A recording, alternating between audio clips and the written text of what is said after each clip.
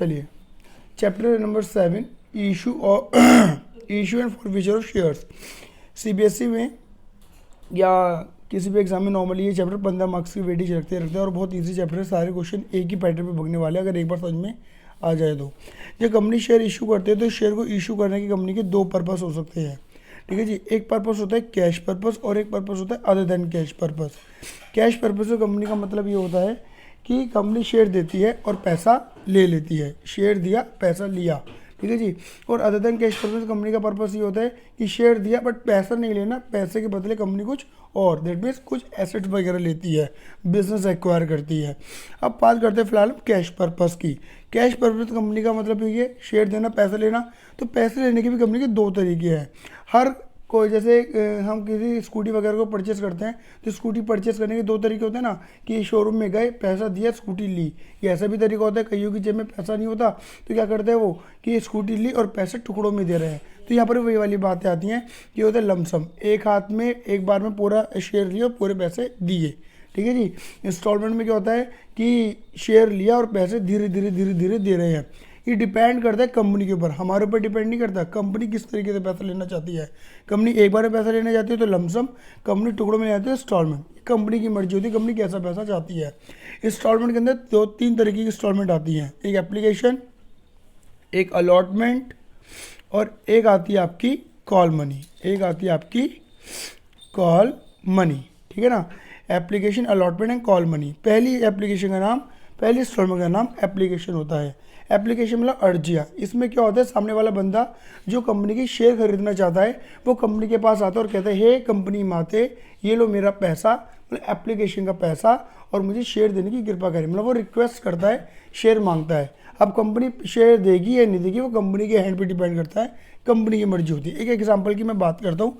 इन चीज़ों को समझने के लिए आपको समझना पड़ेगा फेस वैल्यू का मतलब। देखो फेस वैल्यू का मतलब क्या होता है, आप ही कह सकते हो प्रिंटेड प्राइस।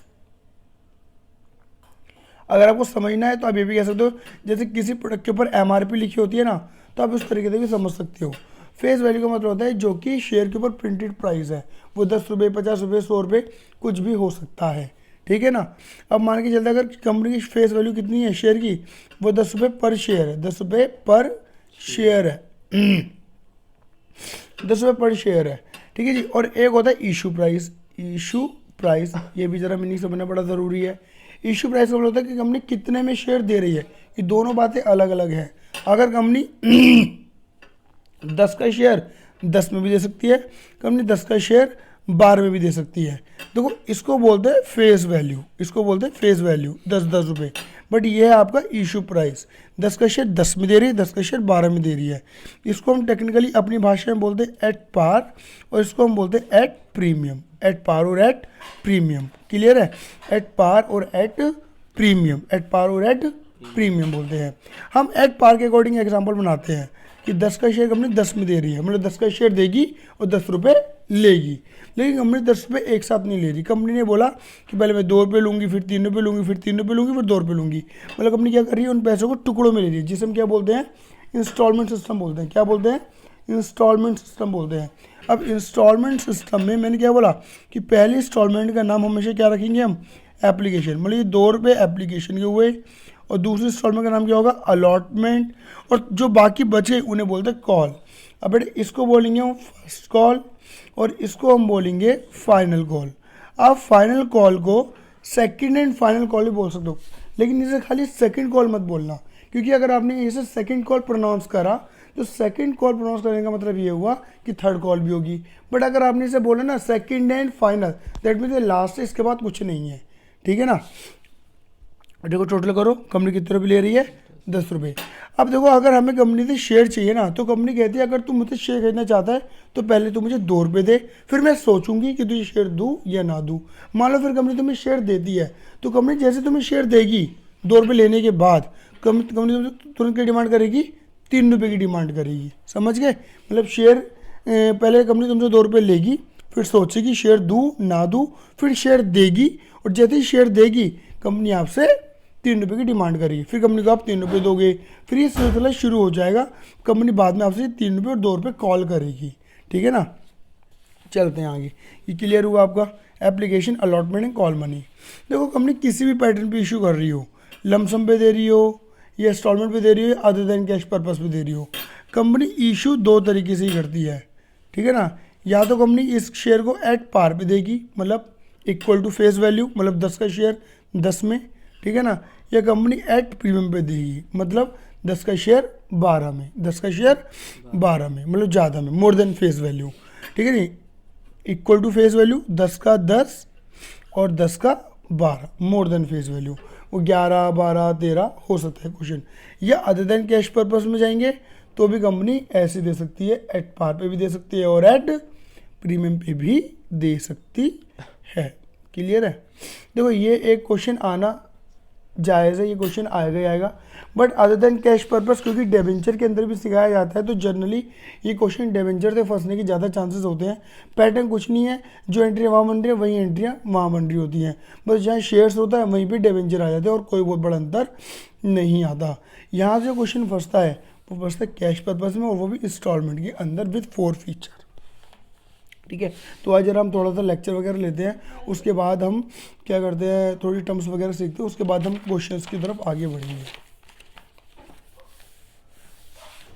देखो इसके अलावा अगर कोई टॉपिक सीखना है तो इसके अंदर एक टॉपिक है आपका कॉल्स इन एरियर का टॉपिक,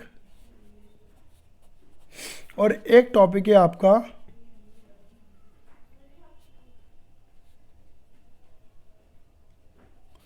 कॉल्स इन एडवांस का topic, calls in arrear and calls in advance, calls in arrear and calls in advance, calls in arrear and calls in advance,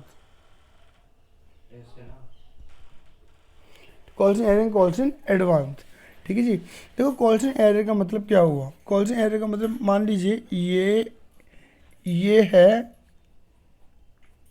public और ये है company, ठीक है ना। अब obvious बात है कंपनी जो है इस पब्लिक से पैसा मांग रही है, बट इस पब्लिक में कुछ नालायक है, ठीक है ना, बदतमीज बेवकूफ़ इंसान है जो कि पैसा नहीं दे रहा चाहते। तो कंपनी तो पैसा मांग रही है बट ये बंदे पैसा नहीं दे रहे, तो इसे बोलते कॉल्स इन एरियर की सिचुएशन है। इसे क्या बोलते हैं, कॉल्स इन एरियर की, कि कंपनी पैसा मांग रही है बट ये बंदे पैसा नहीं दे रहे हैं, इसे बोलते हैं कॉल्स इन एरियर। और ये बंदे अगर पैसा देने में डिले मतलब लेट करते हैं तो कंपनी इनसे इंटरेस्ट रिसीव कर सकती है, क्या कर सकती है, इंटरेस्ट मांग सकती है, इंटरेस्ट की डिमांड कर सकती है। वो इंटरेस्ट कितना हो सकता है, 10%, 12%, 13%, 14%, 2%, 3%, 5%, वो कुछ भी हो सकता है। बट याद रखना वो जो इंटरेस्ट का रेट है वो AOA के अंदर लिखा होना ज़रूरी है। AOA का मतलब है आर्टिकल ऑफ एसोसिएशन, जिसे हम खाली आर्टिकल भी कहते हैं, लिखा होना ज़रूरी है। अगर आर्टिकल में इंटरेस्ट का रेट नहीं लिखा हुआ तो हमेशा एक बात याद रखना, कंपनी जो इंटरेस्ट लेती है वो अकॉर्डिंग टू टेबल F, क्या बोला मैंने, अकॉर्डिंग टू टेबल F कितना परसेंट लेगी company, 10% per annum, 10% per annum का कंपनी इंटरेस्ट ले सकती है अकॉर्डिंग टू टेबल F। और टेबल F कब अप्लाई होगी, जब AOA के अंदर नहीं लिखा गया होगा, ठीक है, जब AOA के अंदर नहीं लिखा गया होगा। लेकिन एक बात और याद रखना, AOA के अंदर सबसे पहले ये लिखा होना बहुत ज़रूरी है कि कंपनी के पास इंटरेस्ट लेने की परमिशन है भी या नहीं। कंपनी को अपने AOA के अंदर पहले ही लिखना पड़ेगा, उसके बाद कितना इंटरेस्ट वो लिखे, और नहीं लिखा तो टेबल F को फॉलो करे। क्लियर है। इसकी जस्ट अपोजिट सिचुएशन होती है कॉल्स इन एडवांस, कि जैसे यहाँ पे दोबारा वही एग्जाम्पल बनाते हैं कि ये पब्लिक है, ठीक है जी, ये आपकी पब्लिक है और ये है कंपनी, ठीक है जी। अब हुआ क्या कि मान लीजिए कंपनी पैसे लेगी, application, allotment, first call, final call, ऐसे 2 3 3 2 10 रुपये ले रही है। सामने वाले बंदे ने एप्लीकेशन तो दे दी, कंपनी ने इसे जब अलॉटमेंट मांगी ना तो इनमें से कुछ ऐसे बंदे थे जिन्होंने कंपनी को कहा कि कंपनी एक काम कर, तू हमें बार बार तंग करेगी, आज तुमसे 3 रुपये मांग रही है, बाद में फिर 3 मांगेगी, फिर 3 मांगेगी।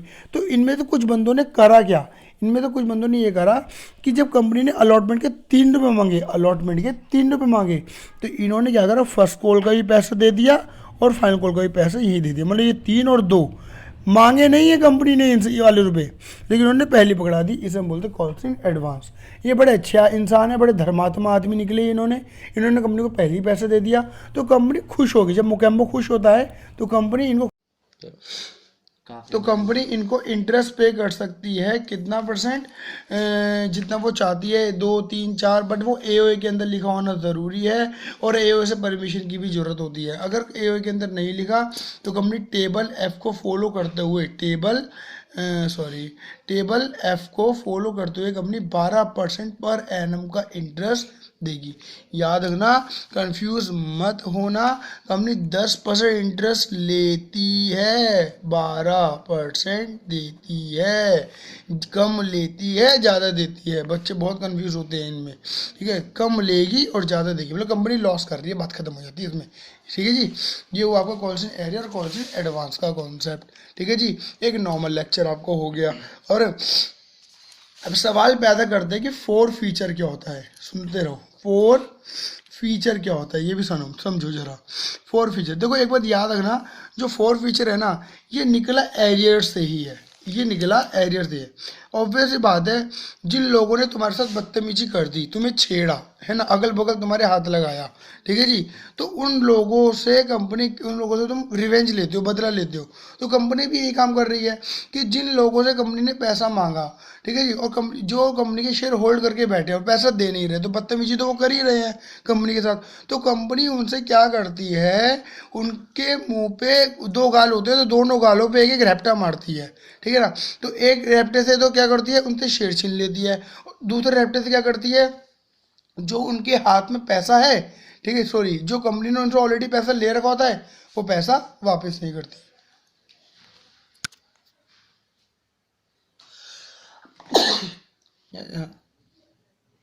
अच्छा, ठीक है।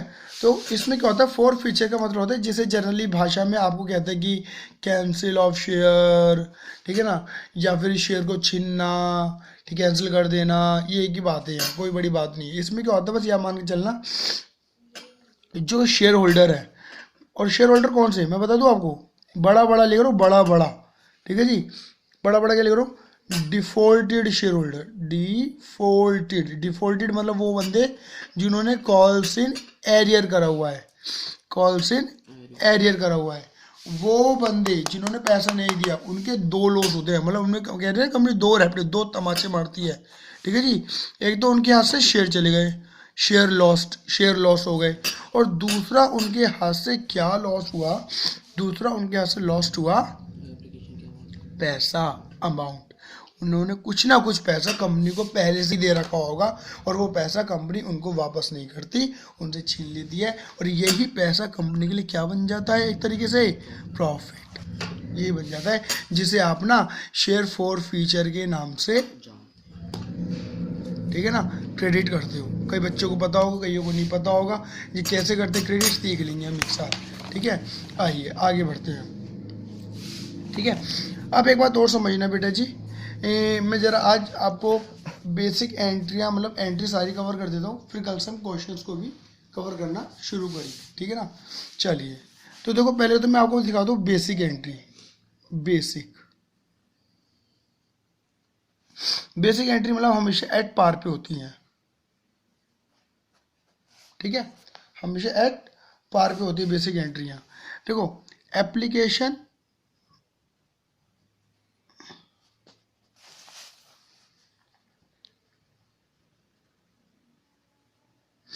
अलॉटमेंट और कॉल मनी, इस ऐसे हमने डिवाइड करा अपने सेगमेंट को, ठीक है ना।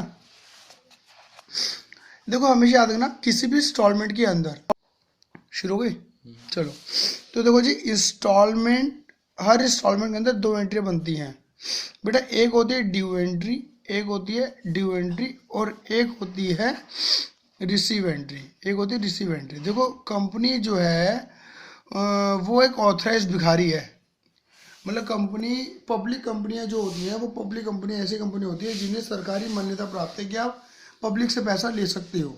तो ऑब्वियस बात है, ड्यू एंट्री का मतलब क्या हुआ, पहले ऑब्वियस बात है, एक भिखारी पैसा मांगता है ना, फिर उसे पैसा मिलता है। तो ड्यू एंट्री का मतलब ही यही है कि भैया कंपनी पहले पैसा मांगेगी, ड्यू एंट्री लगाएगी, पहले कंपनी, फिर कंपनी को पैसा मिलेगा तो रिसीव एंट्री लगाएगी, मतलब पहले भीख मांगी और फिर भीख मिली, ठीक है ना। लेकिन याद रखना एप्लीकेशन पे थोड़ा उल्टा होता है, एप्लीकेशन पे पहले रिसीव एंट्री लगती है और बाद में ड्यू, लेकिन वहाँ पे ड्यू एंट्री नहीं बोलते। एप्लीकेशन के टाइम पे ना पहले लगती है रिसीव एंट्री और फिर लगती है आपकी ट्रांसफ़र एंट्री। क्या लगती है? Transfer entry. पहले रिसीव एंट्री लगती है और फिर ट्रांसफ़र एंट्री लगती है। एक्चुअली ट्रांसफ़र एंट्री और ड्यू एंट्री दिखने में एक जैसी होती हैं, बट याद रखना रिसीव एंट्री और ट्रांसफ़र एंट्री में अंतर है। यहाँ पर इसे ट्रांसफ़र बोला जाता है, इसके पीछे लॉजिक है, क्योंकि ऑब्वियस बात है रिसीव के बाद ड्यू कभी नहीं हो सकती, मतलब पहले मिल जाए और फिर मांगे, ऐसा कभी नहीं हो सकता, ठीक है ना। तो रिसीव एंट्री बोला पैसा आने की एंट्री, तो पैसा आने की एंट्री बेटा जी डालो माइंड में, पैसा आ रहा है, debit what comes in bank account debit. याद रखना शेयर्स के, डिबेंचर के जो भी चैप्टर होते हैं, कंपनी के नाम के जितने भी चैप्टर हैं, उनकी सारी एंट्री बैंक के थ्रू लगती हैं, कैश के थ्रू नहीं लगती। तो bank account debit to share application account, ठीक है जी। Bank account debit share application account, ठीक है जी। Bank account debit share application account. मैं सारे रीजन देखो, पहले मैं जितनी बातें बोलूँगा थोड़ी जल्दी से बोलूँगा, थोड़ी ऐसी बातें बोलूँगा, रिटर्न वाली बातें बोलूँगा, जिससे आपको वो एंट्रियों को समझने में थोड़ी आसानी हो जाए, फिर लॉजिक बताता हूँ इनके पीछे का, ठीक है ना। तो bank account debit to share application account. एक बात याद रखना, शेयर से पहले इक्विटी, शेयर से पहले यहाँ पर इक्विटी वर्ड भी आ सकता है और प्रेफरेंस वर्ड भी आ सकता है, क्योंकि शेयर दो तरीके के होते हैं, एक होता है इक्विटी शेयर और एक होता है प्रेफरेंस शेयर, ठीक है जी। एक होता है इक्विटी शेयर और एक होता है प्रेफरेंस शेयर। अगर इक्विटी शेयर लिखा हुआ है क्वेश्चन के अंदर तो इक्विटी लिखो, क्वेश्चन प्रेफरेंस शेयर लिखा हो तो प्रेफरेंस शेयर लिखो, क्वेश्चन में कुछ भी नहीं लिखा तो कुछ ही मत लिखो, सीधे शेयर एप्लीकेशन लिख दो, बात खत्म हो जाती है। बस एक बात याद रखना, इक्विटी शेयर और प्रेफरेंस शेयर में अंतर क्या होता है। प्रेफरेंस शेयर छोटे मालिक होते हैं, इक्विटी शेयर बड़े मालिक होते हैं। जिन्होंने ज़्यादा रिस्क ले रखा है वो है इक्विटी शेयर, जिन्होंने कम रिस्क ले रखा है वो है प्रेफरेंस शेयर, ठीक है जी। याद रखना हमेशा इक्विटी और प्रेफरेंस में, प्रेफरेंस को प्रेफरेंस इसलिए बोला जाता है क्योंकि उनको प्रायोरिटी पहले दी जाती है। प्रेफरेंस प्रायोरिटी दो तरीके की प्रायोरिटी होती है। जब कंपनी डिविडेंड देने जाएगी तो सबसे पहले डिविडेंड प्रेफरेंस को देगी, इक्विटी को बाद में देगी, ठीक है ये। या कंपनी का जब वाइंड अप होगा, जब कंपनी बंद होगी, तो जो पैसा लौटाने की बारी आएगी तो कंपनी इक्विटी से पहले पैसा प्रेफरेंस वालों को देगी, उसके बाद पैसा बच जाएगा तो इक्विटी को दे देगी, अदरवाइज नहीं देगी। इसलिए हम उन्हें प्रेफरेंस प्रायोरिटी वाले शेयर्स कहते हैं कि हम उन्हें प्रायोरिटी पहले दे रहे हैं, ठीक है ना। आई बस में नहीं आई। तो bank account debit to share application account. और ट्रांसफर एंट्री क्या होती है, जो शेयर एप्लीकेशन यहाँ पे क्रेडिट है उसे डेबिट करो, हाँ हाँ बड़े प्यार से मुस्कुराते हुए पुचकारते हुए डेबिट करो। Share application account debit to share to share capital account, share capital account. अब इसी पैटर्न पे ना क्या करो, यहाँ भगना शुरू करो। यहाँ अब बनेगी तुम्हारी पहले कौन सा एंट्री, ड्यू एंट्री बताया था ना, और फिर बनेगी रिसीव एंट्री, और सेम इसी पैटर्न पे क्या करो, यहाँ बनेगी, ठीक है जी, ड्यू एंट्री और receive entry, due entry and receive entry, due entry and receive entry. चलो जी, अब ड्यू एंड रिसीव ये एंट्री हम बनाते हैं। तो बेटा जी ड्यू एंट्री देखो, ड्यू यहाँ मैंने क्या बोला, ट्रांसफर एंट्री दिखने में ड्यू एंट्री जैसी लगती है, ठीक है ना। तो जरा देखना यहाँ पे मैंने क्या लिखा है, शेयर एप्लीकेशन लिखा है ना, तो यहाँ पर बस करना क्या है आपने, यहाँ पर लिखना है share allotment to share capital, मतलब पूरी एंट्री वही है, बस यहाँ पे एप्लीकेशन दी, वहाँ पे मैंने अलॉटमेंट लिख दिया, अदरवाइज ट्रांसफर और ड्यू एंट्री देखने में एक जैसी होती है। अब रिसीव एंट्री देखो ये रही, रिसीव एंट्री क्या है, बैंक अकाउंट डेबिट, जहाँ पर बस शेयर एप्लीकेशन था वहाँ पर शेयर अलॉटमेंट कर दिया, रट लिया हमने। और जैसे मैंने बताया ना, अगर इक्विटी जहाँ जहाँ पर भी share share share share share, जहाँ जहाँ पर भी शेयर वर्ड यूज हो रहा है ना, उनके आगे इक्विटी या प्रेफरेंस वर्ड जोड़ा जा सकता है, अगर क्वेश्चन में इक्विटी प्रेफरेंस शेयर का नाम दे रखा है तो। नहीं दे रखा मत जोड़ना, कोई बड़ी बात नहीं है, ठीक है ना। सेम पैटर्न यहाँ पर। अब कॉल फर्स्ट भी हो सकती है, सेकंड भी हो सकती है, थर्ड भी हो सकती है, फाइनल भी हो सकती है, ठीक है ना। तो आपने क्या देखो, मैं कैसे बना रहा हूँ एंट्री, जहाँ पर आपने जहाँ शेयर अलॉटमेंट लिखा था वहीं पे देखो शेयर डैश कॉल लिख दिया मैंने, dash call, share first call, share second call, share final call, इस टाइप से आ सकता है। टू शेयर कैपिटल, पूरी एंट्री वही है। और सेम यहाँ पर देखो बैंक अकाउंट डेबिट टू, जहाँ शेयर अलॉटमेंट लिखा था अभी शेयर डैश कॉल, कोई सी भी कॉल हो सकती है, first call, final call, second call, जो भी है, थर्ड कॉल, ठीक है ना, उस हिसाब से आपकी एंट्रियाँ बनती चली जाती है। अब देखो लॉजिक, ये तो हो गई रटने वाली बात, अब लॉजिक समझ लेना लॉजिक क्या है। देखो शेयर एप्लीकेशन, ये शेयर अलॉटमेंट, ये share first call, final call, third call, जो भी है वॉट एवर, ठीक है ना, इनके पीछे लॉजिक क्या है। कोई आपसे पूछे कि इनका नेचर क्या होता है, पर्सनल, रियल, नॉमिनल, तो आप हमेशा बोलेंगे चीख चीख चिल्ला चिल्ला के बोलेंगे इनका नेचर पर्सनल का है, पर्सनल का है, पर्सनल का है। ये एक्चुअली क्या है, शेयर एप्लीकेशन से समझते हैं हम। देखो लॉजिक क्या है, डेबिट व्हाट कम्स इन, पैसा आ रहा है, एंड क्रेडिट द गिवर, ये पैसा कौन दे रहे हैं, पब्लिक दे रही है पैसा हमको। और ऑब्वियस बात है, पब्लिक में 100, 1000, लाख लोग आते हैं, तो हम उन लाखों लोगों का नाम नहीं लिख सकते, तो हम उन लाखों लोगों को रिप्रेजेंट करने वाला एक खाता बनाते हैं जिसका नाम होता है शेयर एप्लीकेशन अकाउंट। की कंपनी के पास शेयर एप्लीकेशन का पैसा है, और शेयर एप्लीकेशन का मतलब हुआ उन लोगों का पैसा, ठीक है जी। फिर बाद में उन लोगों को कंपनी क्या करती है, शेयर अलॉट करती है। और इतना आप समझते हैं कि जो कंपनी, जैसी कंपनी को शेयर अलॉट करेगी तो वो कंपनी के मेंबर बन गए, कंपनी के शेयर होल्डर बन गए, और शेयर होल्डर एक तरीके से मालिक का रूप देखा जाता है शेयर होल्डर में, ठीक है जी। तो मालिकों के पैसे को क्या बोलते हैं, कैपिटल, यहाँ कैपिटल बोल के शेयर कैपिटल बोलते हैं। तो हम क्या करते हैं, उनके द्वारा दिए गए पैसे को उनकी कैपिटल में तब्दील कर देते हैं, ट्रांसफर कर देते हैं, तो जो ये चीज़ है ना खत्म हो जाती है। अब क्रेडिट को खत्म करने के लिए हमने क्या कर दिया, डेबिट कर दिया, और उनको मालिक बना दिया, क्लियर है। और जैसे ही मालिक बनाया, हमने उनसे पैसा मांगा, कौन सा पैसा मांगा, अलॉटमेंट का पैसा मांगा। अब भैया ऑब्वियस बात है, जब पैसा मांगोगे तो सामने वाला बंदा तुम्हारा क्या बनेगा, डेटरी तो बनता है एक तरीके से, और डेटर तुम्हारी क्या होती है एक तरीके से एसेट, और एसेट हमेशा क्या होती है तुम्हारी, डेबिट। तो हमने किस नाम से डेबिट करा तुम्हें, शेयर अलॉटमेंट नाम से डेबिट करा, कि मुझे उन लोगों से, जिन लोगों को मैंने शेयर अलॉट करे उनसे पैसा लेना है, और वो पैसा किस चीज़ का है, मालिकों से तो पैसा ले, और वो मालिकों वाला पैसा है, इसलिए share allotment to share capital.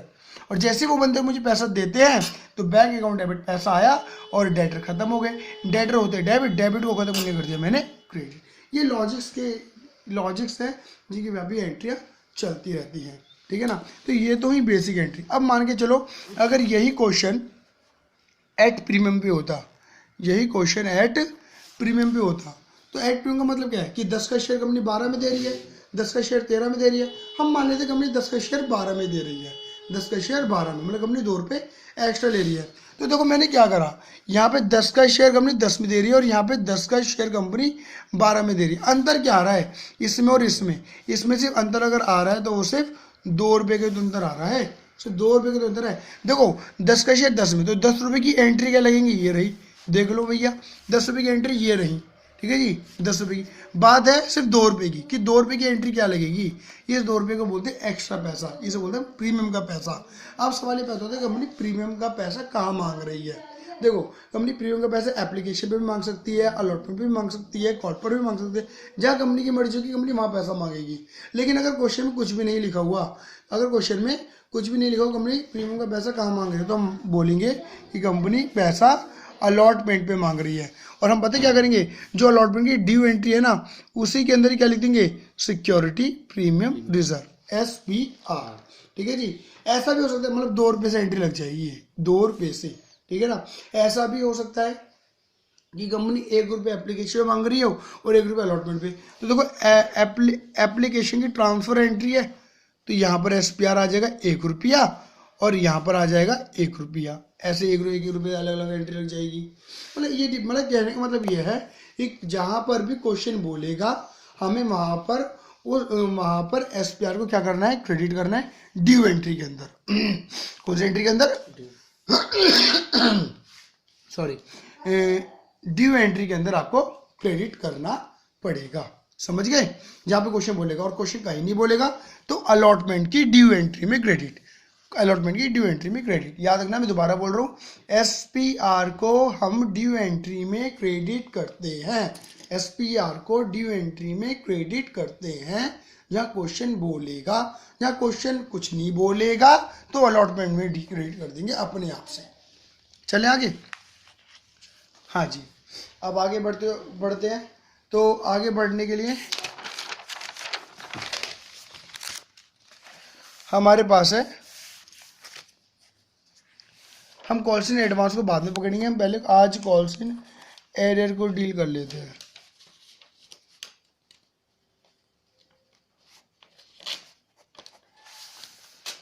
ठीक है, कॉल से एरियर को डील करते हैं। तो देखिए कॉल से एरियर को मैंने मीनिंग आपको बताया, कॉल से एरियर का मैंने मीनिंग आपको बता ही दिया कि कॉल से एरियर का मतलब होता है कि कंपनी पैसा मांग रही है, सामने वाला बंदा पैसा नहीं दे रहा, आनाकानी कर रहा है। तो कॉल से एरियर को कैसे एडजस्ट करते हैं बेटा, देखो कॉल से एरियर जो होता है वो रिसीव एंट्री में क्या होता है, रिसीव एंट्री में क्या होता है, डेबिट हो जाता है। भैया क्यों डेबिट हो जाता है, क्योंकि भैया इसलिए डेबिट होता है रिसीव एंट्री के अंदर, क्योंकि अगर सामने वाला बंदा पैसा नहीं देगा तो ऐसा तो नहीं है कि हम अपना पैसा छोड़ देंगे, पैसा तो लेंगे। और डेबिट करके हम उसे क्या बना देते हैं, एक तरीके से डेटर ही बना देते हैं कि हमें पैसा लेना है, हमारा ही पैसा है, मांगना है। ठीक है जी, नहीं देगा तो बात की बात रही। ठीक है, तो कॉल से एरियर की बात कर रहे हैं, सिर्फ रिसीव एंट्री के अंदर में से डेबिट कर देंगे। जहां पर भी एरियर होगा उस वहां की उस इंस्टॉलमेंट की रिसीव एंट्री में कॉल से एरियर डेबिट हो जाएगा। तो कॉल से एरियर से बढ़ते हुए ना तो बेटर ऑप्शन है कि हम 4 फीचर सीखें, 4 फीचर की एंट्री सीखें, इसमें हमें ज़्यादा क्लैरिटी आने वाली है, समझ गए। और इसको ऑब्वियस बात है मैं आज आपको जो 4 फीचर है वो एट पार पे बता देता हूँ, एट पार पे 4 फीचर एट पार पे। और इसको हम एग्जांपल के साथ करते हैं, ठीक है ना। मान लीजिए कोई कंपनी है ABC, चलो ABC क्यों करेंगे, AVSS प्राइवेट लिमिटेड, ये बहुत बड़ी कंपनी है फ्यूचर की, ठीक है ना। AVSS प्राइवेट लिमिटेड एक कंपनी है, वो कंपनी जो है अपने 10,000 शेयर इशू कर रही है और एक शेयर 10 का है और 10 का शेयर कंपनी 10 में दे रही है, ठीक है जी। और कंपनी ने बोला कि हम एक साथ पैसा नहीं लेंगे, हम टुकड़ों में लेंगे पैसा, एप्लीकेशन अलॉटमेंट। और एक काम करते हैं, फर्स्ट कॉल भी ले लेते हैं और फाइनल कॉल भी चलो ले ही लेते हैं, ठीक है ना। तो 2 3 वही एग्जांपल बना दिया मैंने, 10 रुपये ऐसे ले ली कंपनी, ठीक है। उसमें कंपनी का एक मेंबर था जिसका नाम है तन्नू। तन्नू निहायत ही बदतमीज आदमी, ठीक है ना, शक्ल ना सूरत का, ठीक है। तो उस बंदे ने करा क्या, उसके पास कंपनी के 1000 शेयर थे। कितने शेयर थे, 1000 शेयर थे। रिश्तेदारी में से ले लिया था पैसा, सॉरी शेयर ले लिए थे, ठीक है। और 1000 शेयर थे इसके पास। अब 1000 शेयर जैसे इसके पास थे तो उसने क्या करा, ना तो फर्स्ट कॉल पे पैसा दिया और ना फाइनल कॉल पे पैसा दिया। तो यहाँ पे लिखेंगे -1000 -1000। ये माइनस जो है ना, माइनस ये क्या बता रहा है कि यहाँ पैसा नहीं आया 1000 शेयर का, नहीं यहाँ नहीं यहाँ, ठीक है जी। ये 2000 शेयर नहीं है, याद रखना, कई बच्चे कंफ्यूज होते हैं। ये 1000 शेयर सेम है, 1000 का नहीं यहाँ पैसा आया, 1000 का नहीं यहाँ पैसा आया, मतलब इस बंदे ने ये पैसा दे दिया, बट ये वाले में ड्रामा कर गया ये बंदा, ठीक है। तो कंपनी ने क्या करा, जब ऑब्वियस बात है, जब कंपनी था वो बदतमीजी कर रहा है, बदतमीज आदमी है तो बदतमीजी करेगा ही करेगा, ठीक है जी। वो बदतमीजी करे तो कंपनी ने भी बदतमीजी कर दी। कंपनी ने क्या कर दी, उसके शेयर 4 फीट कर दिए, यहाँ पर 4 फीट कर दिए। आपको एंट्री समझनी है बेसिकली। अब लॉजिक क्या है, एंट्री बनती कैसे है वो समझना जरा। देखो पहले तो मैं आपको नॉर्मल एंट्री बना के दिखा देता हूँ कि नॉर्मल एंट्री बन रही है, ठीक है। कैसे लें, चलो यहाँ से लेते हैं। देखो पहली एंट्री बनती है, आपको पता है एप्लीकेशन की रिसीव, याद रखना बेटा, बोलना मत। Bank account debit to share application account. कितने शेयर हैं, 10,000 शेयर हैं, 2 रुपये, तो कितना हो गई ये 20, ठीक है। और फिर एंट्री बनी share application account debit to share capital account, ये भी एंट्री बनी 20, मतलब भाई 10,000 इंटू 2 कर दिया मैंने यहाँ पर। फिर ये हो गई एप्लीकेशन एंट्री। अब बनेगी अलॉटमेंट की ड्यू एंट्री, तो क्या बनती है, बिल्कुल सेम इस पैटर्न पे, जहाँ एप्लीकेशन था वहाँ allotment, debit to share capital account, ठीक है जी, 10,000 इंटू 3, ठीक है जी। और फिर share capital account debit, sorry bank account debit to share allotment account. ये एंट्री बनेगी आपकी 10,000 इंटू 3, ठीक है। अब बनेगी फर्स्ट कॉल की एंट्री, सेम शेयर जो अलॉटमेंट लिखा था मैं first call debit to share capital account 10,000 into 2 रुपये की है ये 20,000 रुपये 20,000 रुपये। और फिर एंट्री बनेगी receive bank account debit but to share first call. कैसे कहा था मैंने आपको, यहाँ पर एरियर हो गया, पूरा पैसा नहीं आया तो मैंने क्या बोला था मैंने, calls in arrear receive entry में क्या करता है डेबिट, रिसीव एंट्री में डेबिट कर दिया मैंने यहाँ पे, कॉल्स इन एरियर डेबिट कर दिया। कितना पैसा मांगा था 20, कितना नहीं मिला 1000 शेयर इंटू 2,000 रुपये नहीं मिले, 20 मांगे 2 नहीं मिले, कितने मिले 18,000 मिल गए, पैसा आ गया। सेम लॉजिक लगाया हमने फाइनल कॉल पे, तो same logic share final call पे लगाएंगे। Share final call account debit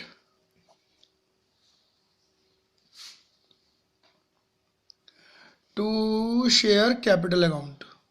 हमारी शेयर फाइनल कॉल जो है वो 3 रुपये की है, तो 10,000 इंटू 3 मतलब कंपनी ने 30,000 रुपये मांगे भैया, 30, ठीक है जी। अब रिसीव एंट्री क्या होगी, bank account debit calls in arrear account debit to share final call, क्योंकि एरियर तो यहाँ पर भी हुआ है तो एरियर यहाँ पर भी रिसीव एंट्री में डेबिट हो जाएगा जैसे हमने ऊपर करा था, ठीक है जी। कितने शेयर भैया 1,000 शेयर थे तन्नू के पास और 3 रुपये ये यहाँ के, तो 3,000 नहीं मिले यहाँ पे क्योंकि 3 रुपये थे ना आगे, और कंपनी ने मांगे कितने थे फाइनल कॉल पे 30 मांगे, 3 नहीं मिले, कितने मिल गए 27,000 मिल गए, ठीक है जी। अब ये तो नॉर्मल एंट्री, यहाँ तक मैं समझता हूँ आपको आना चाहिए, नहीं आना चाहिए तो प्लीज़ क्वेरी सेक्शन में डालिएगा, जहाँ पर वीडियो अपलोड होगी वहाँ पर प्लीज़ अपने कमेंट्स दे दीजिएगा कहाँ पर आपको दिक्कतें आई समझने में किसी भी तरीके से। हाँ जी, इसके बाद हम आगे बढ़ते हैं। अब क्योंकि हम बात करना है 4 फीचर की, तो बेटा जी 4 फीचर में एक बात याद रखना, 4 फीचर का मतलब होता है सिंगल, अभिषेक वाला सिंगल नहीं, सिंगल मतलब एक, ठीक है जी।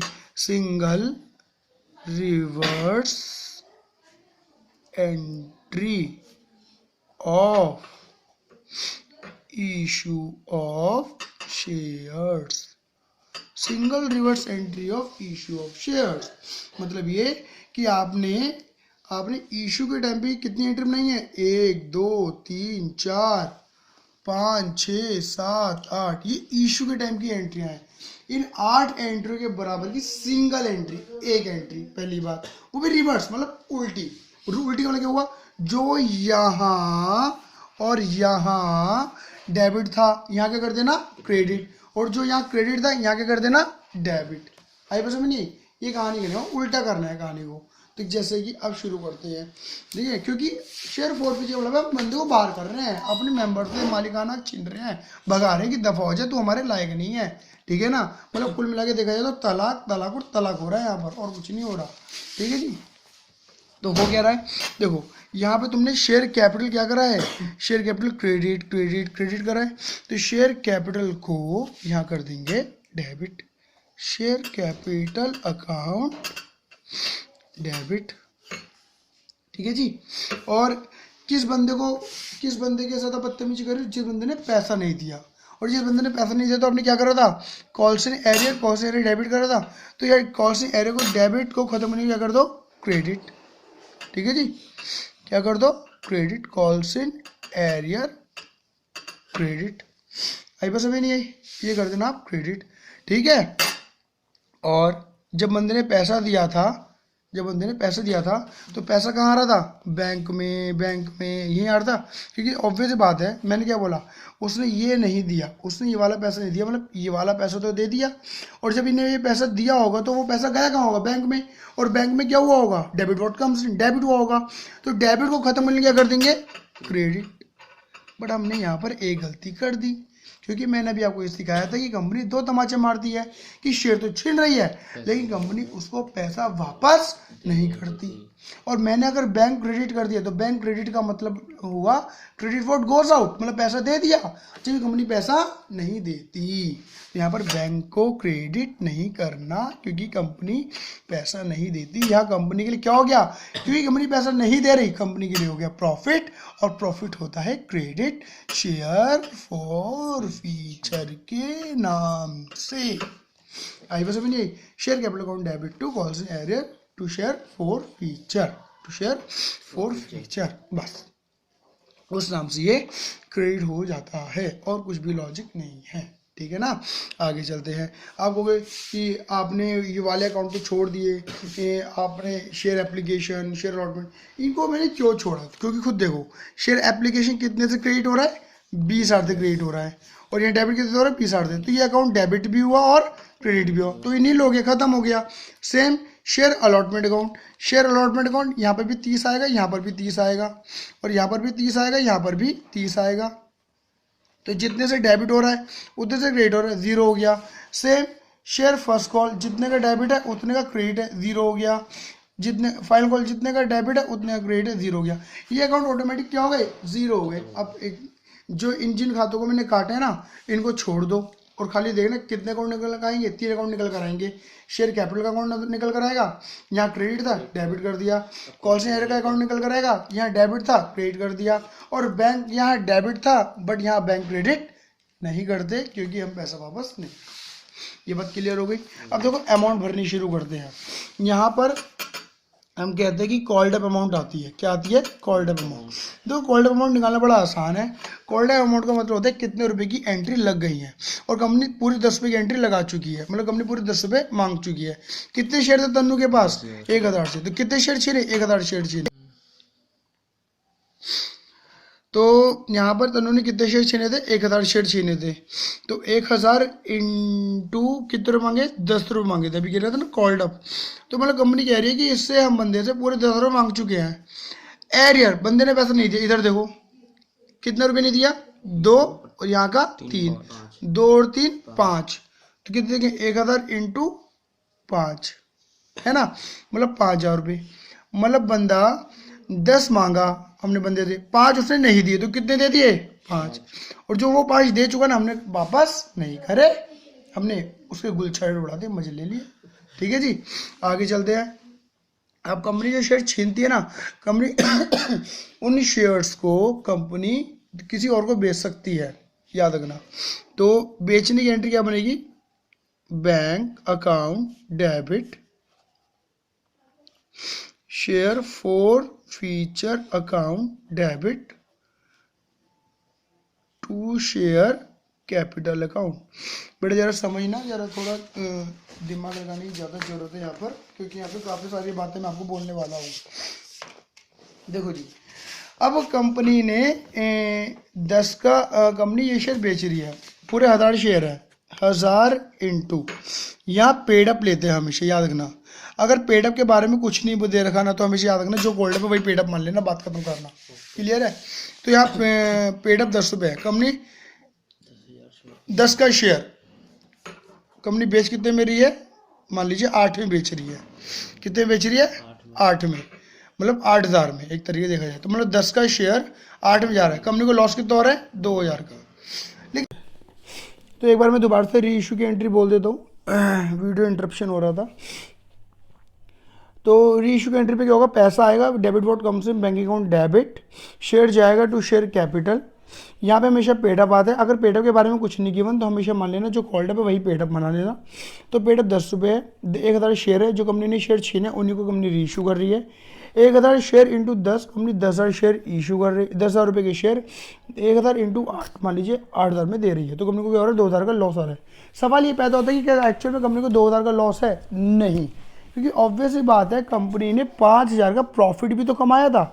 तो ये दिमाग लगाओ कि अगर मान के चलो मैंने किसी ये जो तन्नू से जो मैंने शेयर छीने हैं, अगर ये मैं विक्की को री इशू करता हूँ, ठीक है ना, तो मान लीजिए अगर विक्की कहेगा ये तो पुराना सेकेंड हैंड मटेरियल है, मैं तो सस्ते में लूँगा, तो कंपनी अगर उसे 10 का शेयर 9 में दे तो कंपनी को लॉस कितने का हो रहा है, 1 का, मतलब एक शेयर पे 1 रुपये, तो 1,000 शेयर पे 1,000 का लॉस। कि कंपनी को 1,000 का लॉस है, नहीं, क्योंकि कंपनी ने 5,000 का प्रॉफिट कमा रखा है। 5 में से अगर एक का लॉस भी झेल लेगी तो 4,000 का प्रॉफिट अभी भी जेब में रह जाएगा। क्लियर है। अगर कंपनी वही शेयर 10 का 2 में दे, 10 का 3 में दे, 10 का 4 में दे दो मान लो, तो 10 का 6 में दे दे तो 4 का लॉस हो रहा है। एक शेयर पे 4 रुपये, तो 1,000 शेयर पे 4,000 का लॉस हो रहा है। प्रॉफिट कितना कमाया था? 5,000। तो 5,000 रुपये का 4,000 का भी लॉस झेल लेगी तो भी 1,000 का प्रॉफिट कंपनी की जेब में है। मान लो अगर कंपनी शेयर 10 का शेयर 5 रुपये दे देती है तो 5 रुपये का लॉस है। एक शेयर पे 5 रुपये, तो 1,000 शेयर पे 5,000 का लॉस है। 5,000 का लॉस है एक शेयर पे, और 5,000 का प्रॉफिट, 5,000 का लॉस। कंपनी को फर्क नहीं पड़ा। लेकिन क्या कंपनी 10 का शेयर 4 रुपये में देगी?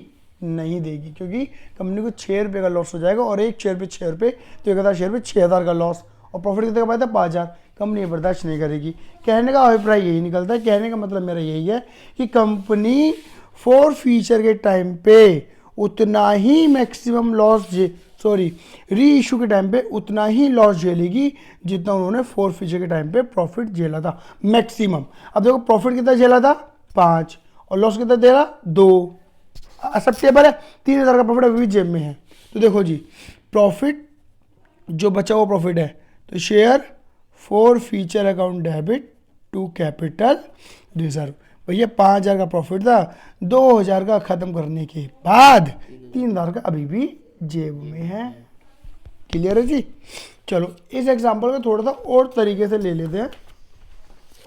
ठीक है। कंपनी ने 1,000 शेयर छीने थे, है ना। 1,000 शेयर क्या करे थे? फॉरफिट करे थे। मान लो कंपनी जो है खाली 600 शेयर ही क्या कर रही है? री इशू कर रही है। ठीक है ना। तो एंट्री क्या बनेगी? तो देखो एंट्री, पहले री इशू की एंट्री बनाओ। Bank account debit to share capital account.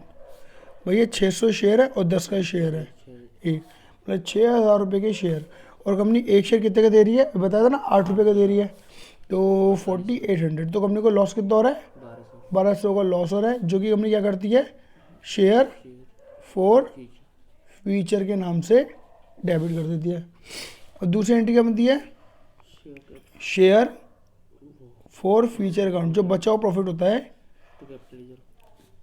Transfer to capital reserve. देखो एक बात याद रखना, ये एंट्री तभी बनेगी जब ये वाली एंट्री बनेगी।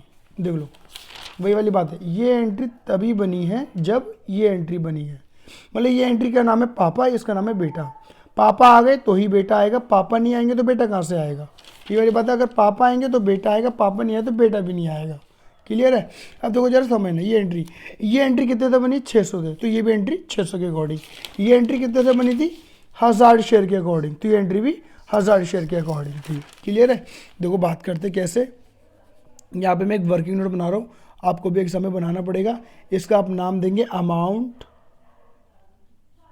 Transfer to capital reserve. बड़ा छोटा सा वर्किंग नोट है। आप लिखेंगे profit on reissued share. Reissued share मतलब जिन शेयर को आप री इशू कर रहे हो उनके ऊपर कितना प्रॉफिट कमाया था आपने? टोटल प्रॉफिट कितना कमाया था आपको याद होगा? 5,000 का। बट ये 5,000 का जो प्रॉफिट था कितने शेयर पे था? 1,000 शेयर पे था।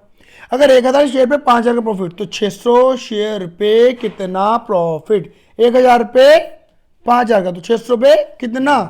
3,000 का प्रॉफिट कमाया। मतलब 600 शेयर का प्रॉफिट, 600 शेयर का प्रॉफिट 3,000। समझ गए? Less loss on reissued share. 600 का ही प्रॉफिट लिया 600 शेयर का लॉस। अब देखो 600 शेयर का लॉस कितना था भैया? 6,000 शेयर बेचे 4800 की, तो 1,200 का लॉस हुआ। 1,200 का लॉस हुआ, तो बचा कितना? 1,800 का। ये प्रॉफिट बच गया है ट्रांसफर टू कैपिटल रिजर्व। 1,800 की एंट्री, 1,800 की एंट्री। याद रखना जितनी भी हमने एंट्रियां बनाई हैं, it must be in format journal in the books of, सबसे mid of the page, in the books of, फिर journal, date, particular, LF, amount debit, amount credit, proper एंट्रियां with proper narration, with proper working note, with proper amount. Entry के number इतने नहीं होते जितने working note के और अमाउंटों के नंबर आपको मिलने वाले हैं एग्ज़ाम के अंदर। ठीक है ना। ये वीडियो जो है हमारे यूट्यूब चैनल पे डल जाएगी, आप यूट्यूब चैनल पे देख सकते हैं स्मार्ट स्टडी डाल के इस वीडियो को अपलोड कर दिया जाएगा। और बस इतना है कि इस चैनल को सब्सक्राइब करें और ज़्यादा से ज़्यादा शेयर करें। Thank you.